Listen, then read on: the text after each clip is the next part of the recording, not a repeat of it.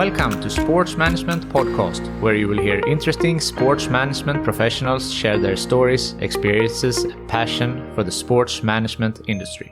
I am your host, Marcus Philipson. Today's guest is Spyros Capralos, the president of the Hellenic Olympic Committee, the European Olympic Committee, and a member of the International Olympic Committee. Mr. Capralos was born 1955 in Athens, where he studied economics at the University of Athens and later did an MBA in France. He was a professional water polo player and competed in 2 Olympic Games, Moscow in 1980 and Los Angeles in 1984. In 1992, he became a member of the General Assembly of the Hellenic Olympic Committee and his sports management career took off. In 2004, he was appointed by the Prime Minister as General Secretary of State and the City Manager of the Olympic Games in Athens 2004. He is President of the Hellenic Olympic Committee since 2009. In 2019, he became a member of the International Olympic Committee, and in 2021, he was elected President of the European Olympic Committees. He is also working outside of sports, where he is acting as President of the shipping company Star Bulk Carriers. Moreover, he has been president of the Athens Stock Exchange and the Federation of European Stock Exchanges. He's been CEO of Ocean Bulk Containers and of Bank of Athens. He has also founded one of Greece's most well-known brands for feta cheese. So get your notebooks ready, because there is a lot to learn from this man in the next 45 minutes. Spyros Capralos, welcome to Sports Management Podcast. Thank you for having me with you. It's always a pleasure to talk about sport. Definitely. And you have a lot of experience. You are the president of the Hellenic Olympic Committee. You are the president of the European Olympic Committee, and you're also a member of the International Olympic Committee. So can you tell us a little bit about these different roles and what you do? All right. Well, I've been president of the Hellenic Olympic Committee, which is the Greek Olympic Committee, as most people know, since 2009. But before that, I had a sport career because I was an athlete and I competed twice in the Olympic Games. And I think that made me become passionate about sport. And when the opportunity came, I decided to run for the presidency of the Greek Olympic Committee. And it happened in 2009. And since then, I'm president. I've been president for this is my 4th term. And in the meantime, I got involved with the European Olympic Committees. European Olympic Committee is an organization comprising of the 50 European Olympic Committees. At the beginning, I was elected as a member of the board. And then back last year, my fellow presidents of the European Olympic Committees voted for me to become president and lead that organization. And in the meantime, in 2019, the IOC decided and honored me and making me the IOC member in Greece. It's something very important, especially in this country, because the Olympic Games started from Greece, and it's very important to have the title of International Olympic Committee member in Greece. Yeah, definitely. And so when you have these 3 roles simultaneously, what is it that you contribute with from these different positions? Well, it's for every position you try to contribute, and it's something different. In the Hellenic Olympic Committee, you try to develop and to help elite athletes from the country to prepare better and to Olympic Games, to make the dream come true, because that's a dream of every athlete, to compete in the Olympic Games. And in Greece, we have an additional task and responsibility as Greece enters first in the Olympic Stadium at the parade of the athletes, reminding the world that the Olympic Games started from Greece. So it's a very important role. And of course, I've been president at a period where things are difficult because we had a financial crisis in Greece. And at the same time, the whole world is in crisis right now. So it's not easy. And we had the crisis of COVID, which also affected tremendously sport. From the European Olympic Committee side of view, we organize major events like the European Games every 4 years. Next year, we're having the 3rd edition in Poland. And we have about 18 Olympic sports where we provide direct qualification or indirect qualification for the Olympic Games of Paris of 2024. So that's a very important event. At the same time, we try to promote sport in the youth, to give the chance to the young athletes to get involved in multi-sport events. And we host the European Youth Olympic Festival, the winter edition and the summer edition. Next year, we have the winter edition happening in January in Italy and the summer edition happening in July in Slovenia. These are very important events because many of the athletes who participate and win or do well in these events, later on in their career, they become medalists in the Olympic Games. So it's a great platform to provide young athletes the opportunity to participate in a high-level event. And of course, there are many issues that involve the other Olympic committees, like the possibility of getting additional funding from the European Union, from other sources, from marketing. We try to help and develop, and it serves also as an educational tool because we have our own strategic plan. And right now, the main issues that we face is climate change, ESG matters, equality in sport. These are important. And finally, we have also a group of 9 smaller countries, smaller Olympic committees, who organize their own games, the games of the small states of Europe. Very important event for them as well, because that gives them the chance. It's the countries that have a population of 1 million people and less, the countries that give them possibility in these games to win medals and to show to the governments, to show their people, and to give them pride for the achievements of their athletes. So Europe is very diverse, and we have different tasks for everybody.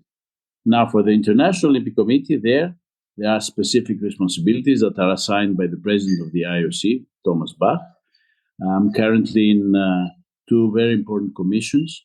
The one is called Olympic Solidarity. That's the commission that deals with the money, and there's a lot of money in the IOC that is distributed around. So it's, always when you talk about financial issues and where the money will be distributed, it's always a very delicate issue.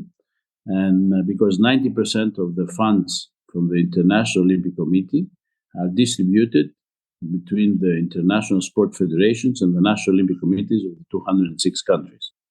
The other commission that I'm involved is the one called Corporate Communication and Public Affairs.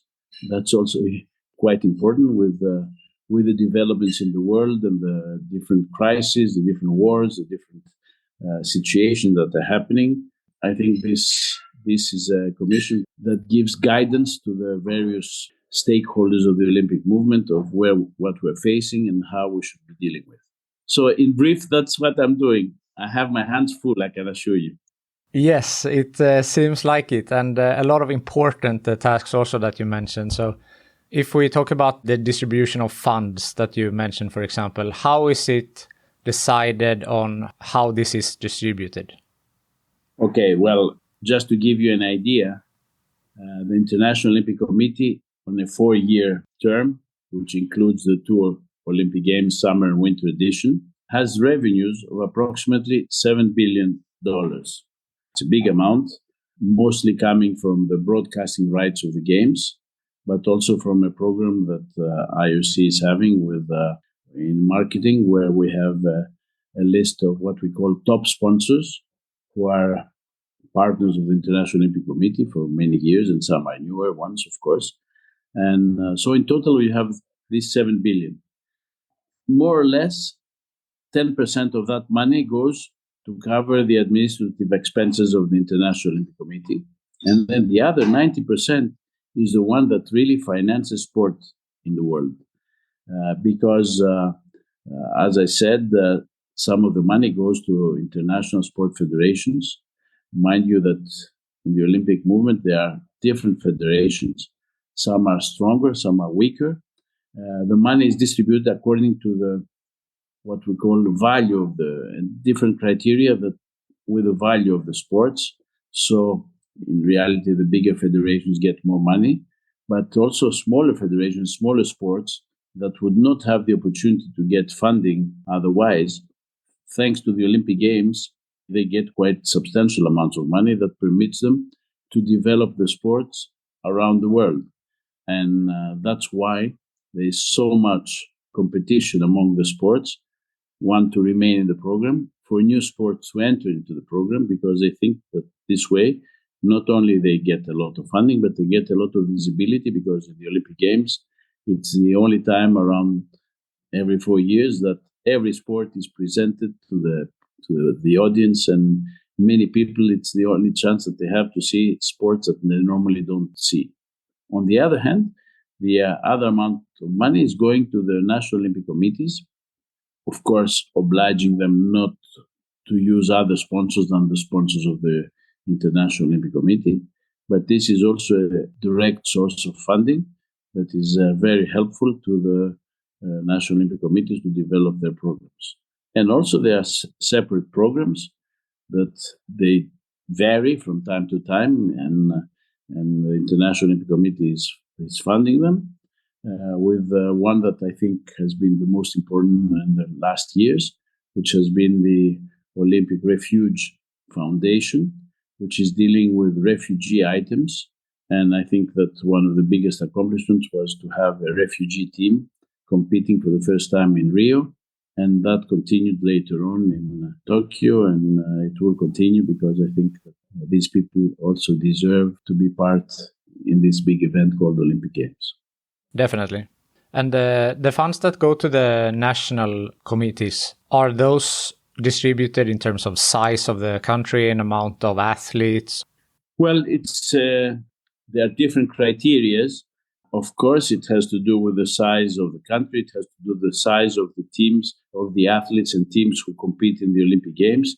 It has to do also with the size and the commercial value that these countries have. For example, the United States get a bigger portion of that money because, first of all, from the TV rights, the NBC, which is the broadcaster for the United States, is the one that is paying the biggest amount of money.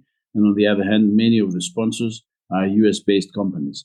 Therefore, there is a separate agreement from the US Olympic Committee to receive a bigger amount of money. But I think that every Olympic Committee gets a fair amount of money. It's really very helpful, because I don't think that any Olympic Committee could raise as much by their own efforts. So therefore, everybody is thankful to be under the umbrella of the International Olympic Committee and get these funding opportunities. I'm sure. And you mentioned the top sponsors, and a previous guest on this podcast has been Michael Payne, which I'm sure you're aware of. Of course.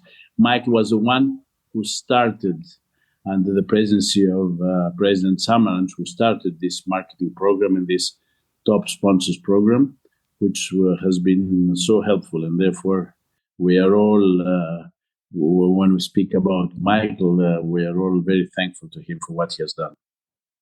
What I heard was that for the upcoming Olympic Games, that the top sponsor might have an opportunity to have their brand together with the Olympic logo for that year's event.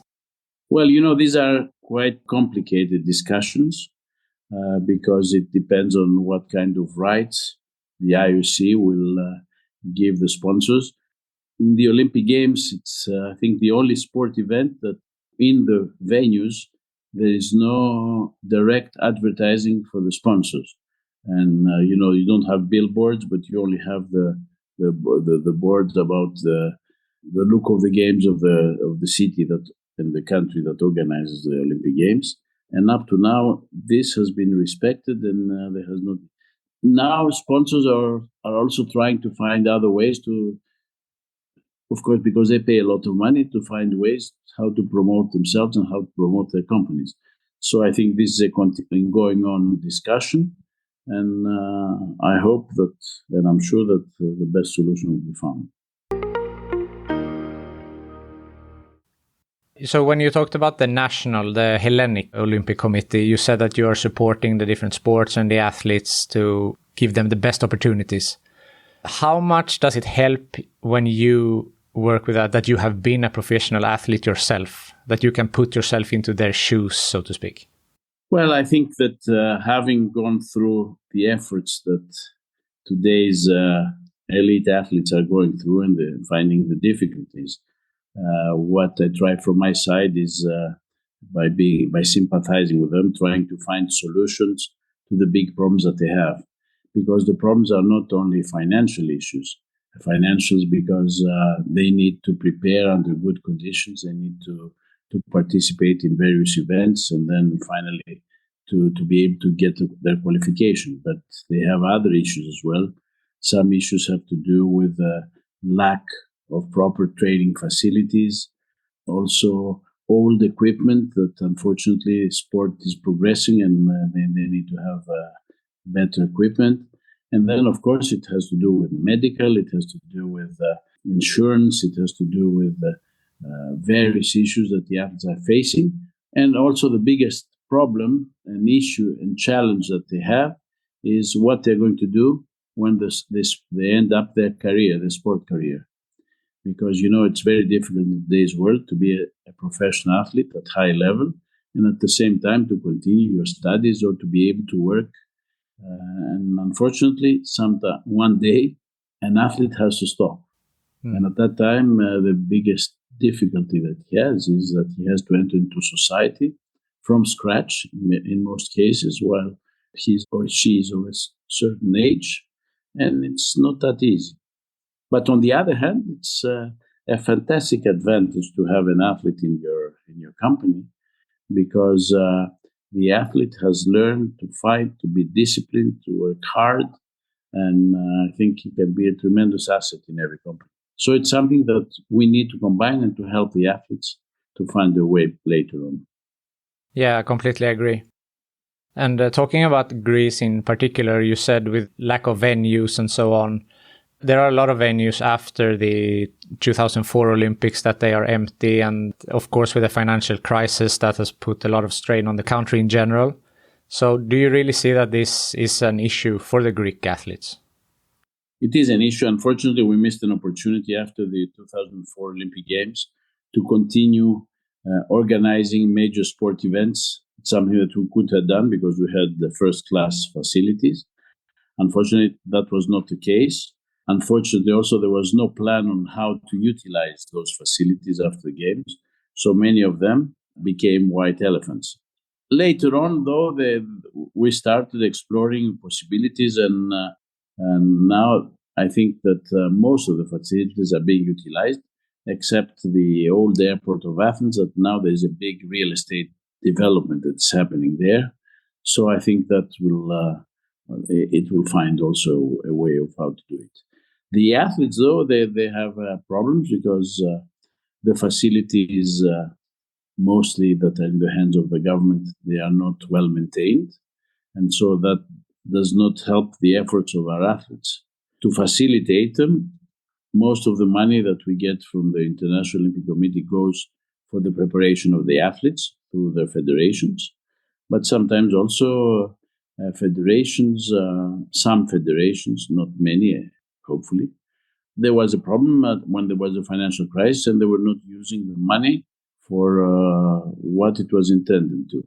So we changed our platform. Then now we're giving the money directly to the athletes through the federations, but knowing a specific plan of the athletes, and then we control whether the money has been spent there.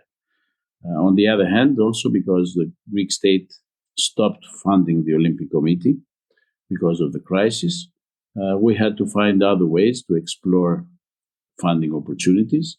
Therefore, on one hand, we used to the maximum some of the assets that we have. One of it is the old stadium in the center of Athens, the first venue of the modern Olympic Games.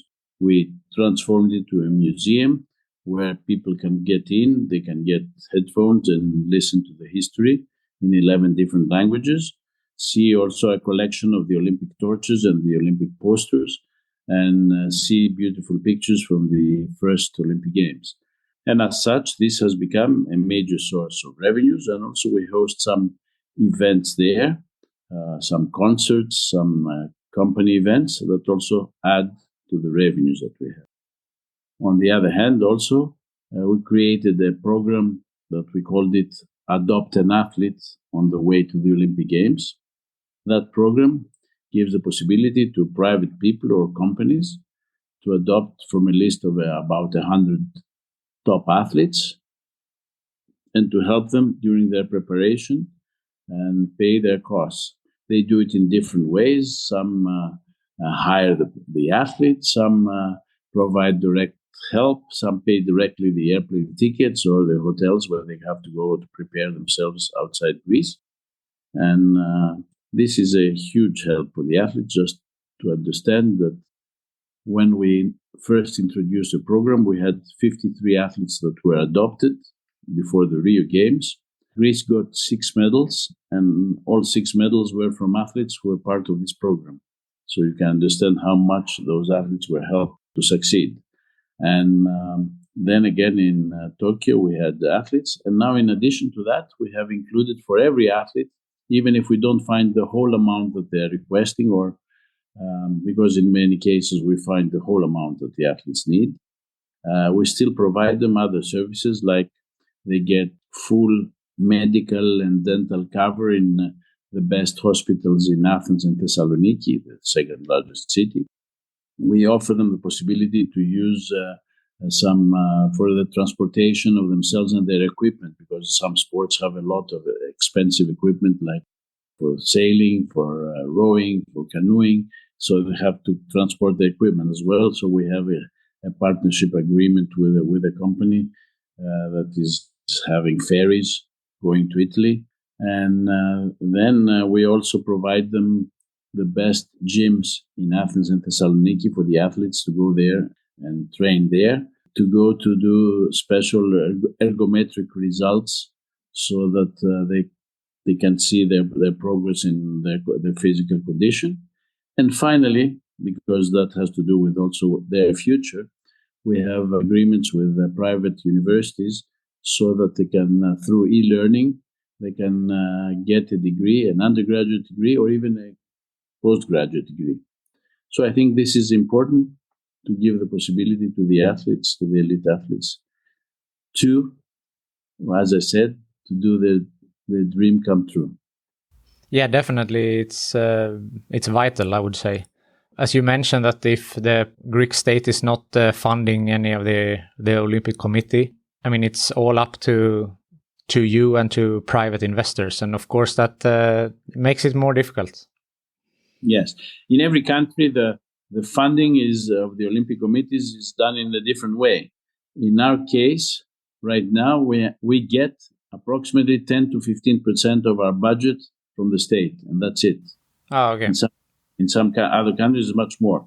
Or in some other countries, through legislation, Olympic committees get a portion of the lottery's money, or so that was done by legislation or different sponsorship agreements, something that we don't have anymore. We did used to have it, but our lottery and betting company was privatized. Unfortunately, at the time, the state did not put any clause for the funding of the Olympic Committee. Therefore, whatever we do, we have to do it by ourselves. Talking about hosting the games, we mentioned before that Greece, of course, hosted it in 2004. There are costs associated with hosting the games, and as you mentioned, that Greece didn't utilize very well their stadiums afterwards. So I know some ideas have been that it should always be in Greece due to the Greek heritage of the games, or maybe to have a more sustainable approach, that you have venues that you can, put up and then take down after the games. What is your opinion on this matter? That would need hours to discuss, but a quick answer to that is that, first of all, I believe that the Olympic Games have become so big and so important because they go to different places and they give the opportunity to all 5 continents to organize them. And I think this is important that it continues like that. Second, I think International Olympic Committee has realized that it's not worth constructing new facilities for some sports and for some facilities that would remain empty after the Olympic Games. Therefore, we have changed the role that we see things. We are looking into temporary facilities more than what it was happening in the past, because in the past, one of the criteria was to have big facilities with a number of spectators which is not the case anymore. It is important, but it's not the criteria that funds international federations more. And finally, I think that, and we do that in also the European Games, we do not oblige countries to create new facilities, but to refurbish existing ones, because that remains as a legacy. Therefore, I think everybody is trying to reduce the cost for organizing major events. But in Greece, we said about the sport facilities that are not fully utilized. But very few people speak about the positive legacies that the Olympic Games of 2004 left to Greece, which were huge. And I can tell you that they are being used every day by every citizen living in this country. For example, we have a new airport. We have lots of highways, peripheral roads. The road system transformed Athens. We have a new metro that did not exist at the time. We have a new tram. So on the transportation side, there had been huge infrastructure projects for the Olympic Games, but these are so important for the daily life of everybody, and especially in a country that lives out of tourism. The hotels were refurbished. The port of Piraeus, where we had cruise ships that served as hotel during the Olympic Games. And of course, we have now a very modern mobile telephony, which is one of the best in Europe and the world. We had a lot of infrastructure projects regarding our energy and electricity that helped, because in the summer it's very hot here in Greece. And in the past, before those investments, the air conditioning system was making the whole energy system of the city falling down. And now everything is working very well. And students got also their part, because there were new university halls that were built, and the ones that existed were refurbished. The police, the hospitals, everybody got their share. They modernized themselves thanks to the Athens 2004 Olympic Games. Therefore, the legacies are everywhere, also in sport, but in sport less, because we had those white elephants that attracted the interest of everybody for not being used afterwards. But the legacies of the Olympic Games were much more, and if you had to weigh these things, you would say that the Olympic Games were very good for the city, for the country, and for the citizens of Greece. Yeah, I would agree with that. And as I mentioned to you before, I lived in Greece for a couple of years, and I can vouch for everything that you said there with the metro and the infrastructure, and that it's really good and, of course, helpful in daily life. But for athletes specifically, maybe, as you said, it's a lack of training facilities. And so although for the legacy for Greece at large is huge, maybe just specifically for athletes, it wasn't the development that you could have hoped for. The problem is that those facilities were done for 2004. The equipment was put, new equipment. But since then, there has not been put any new money for that. I was there yesterday because we celebrated 40 years of the main Olympic stadium that was created for the Athens Games, because it was built in 1982. And only now, recently, the government decided to use some of the monies that they have to invest, to improve, to do some badly needed maintenance of the stadium, especially its roof, but also all the surroundings of the stadium, and changing the lighting system, changing many things, cleaning it.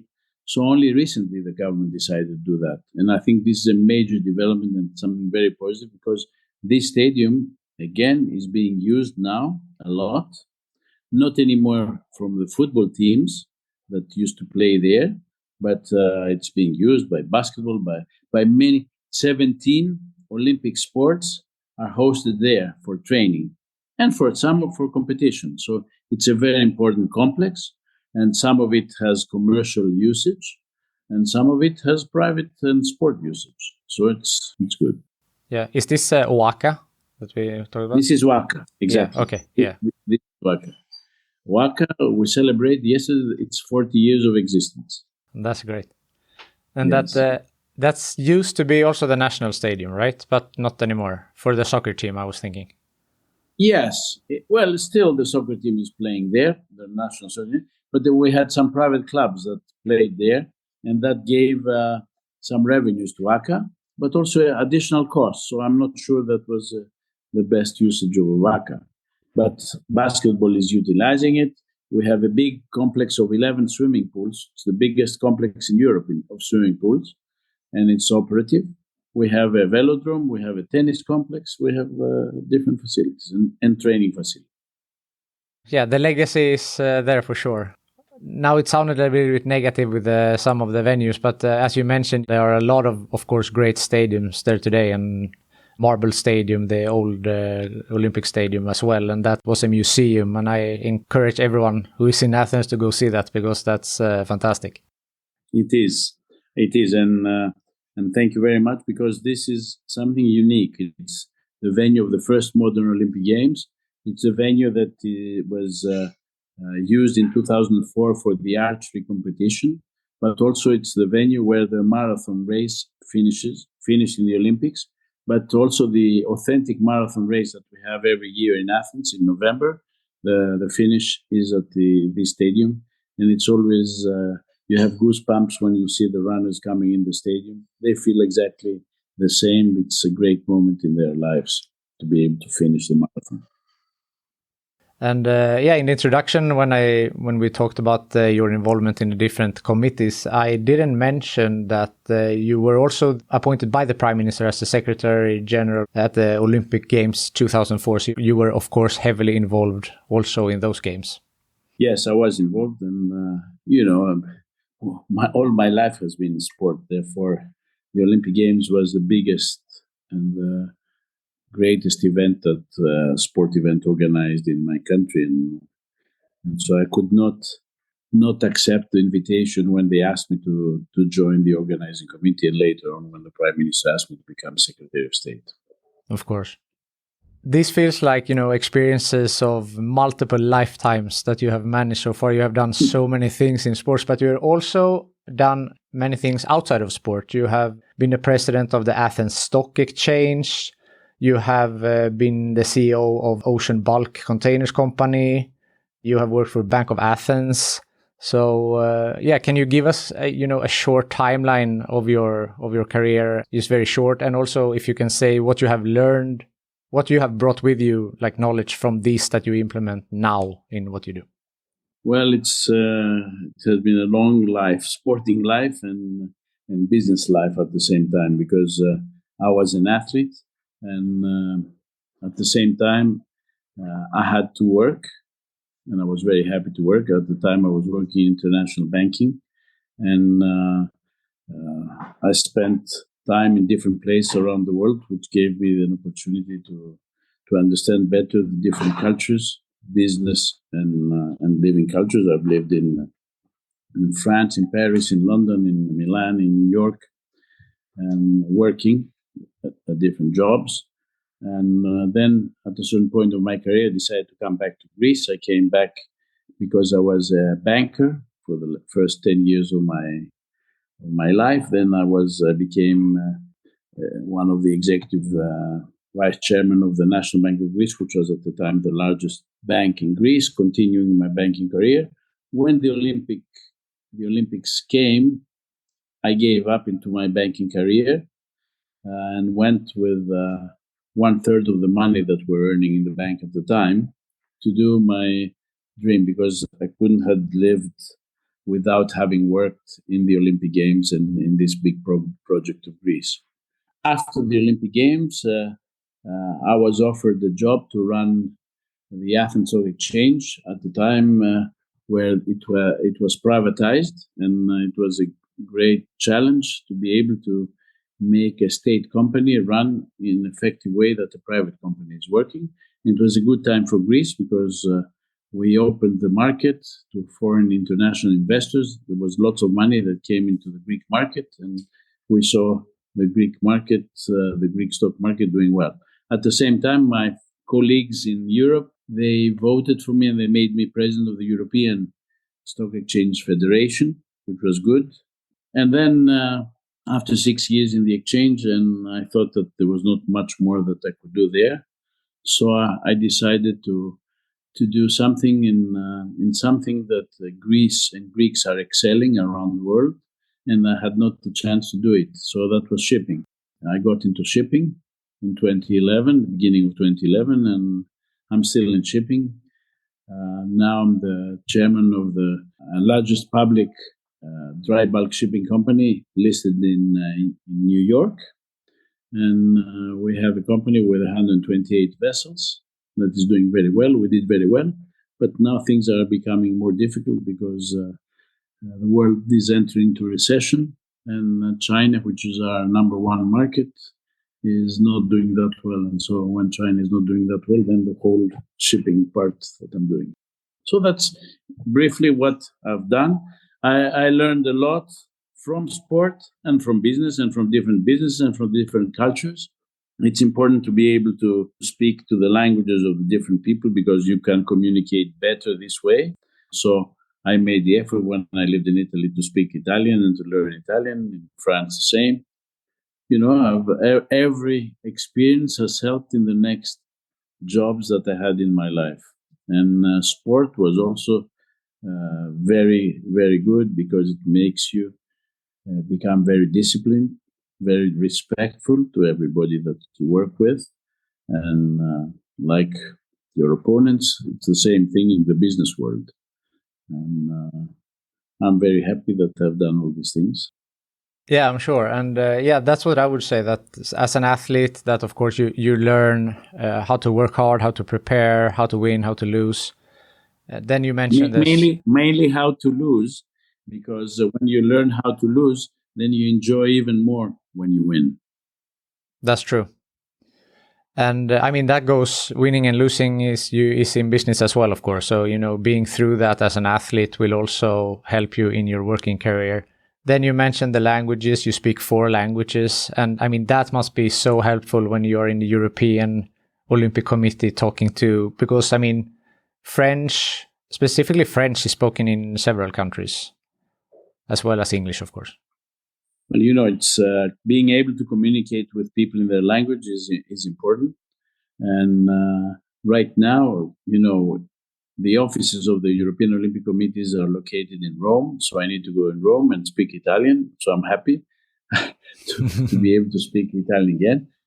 The Olympic movement has 2 official languages, English and French.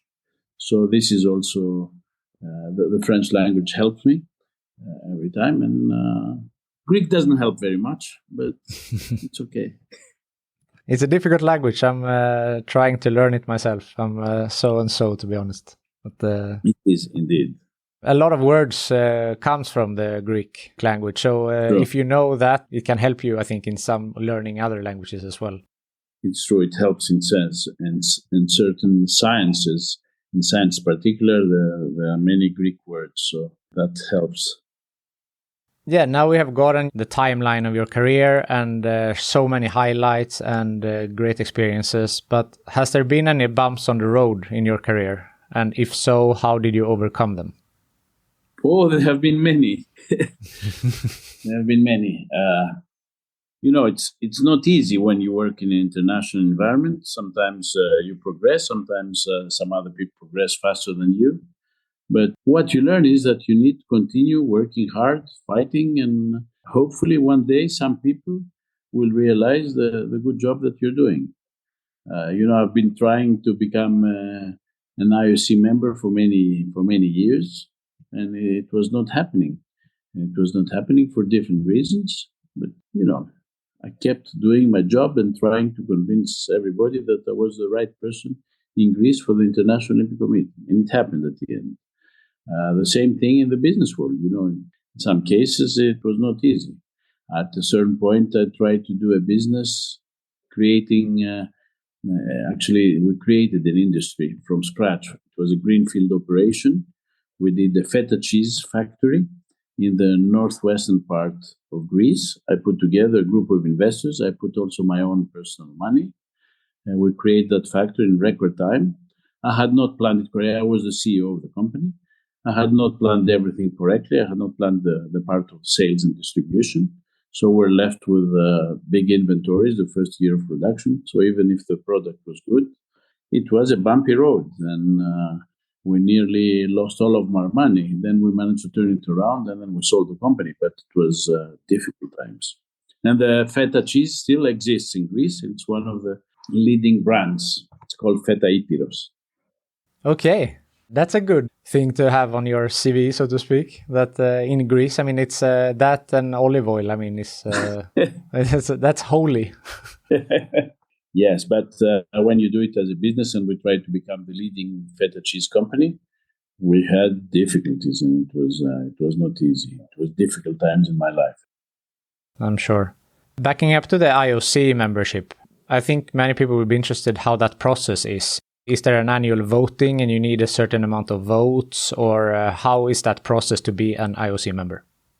Well, there's a limit to the number of people who can become IOC members, because you can have, the maximum number is 115, out of which 15 can come from the athletes, directly from the athletes who vote for the athletes.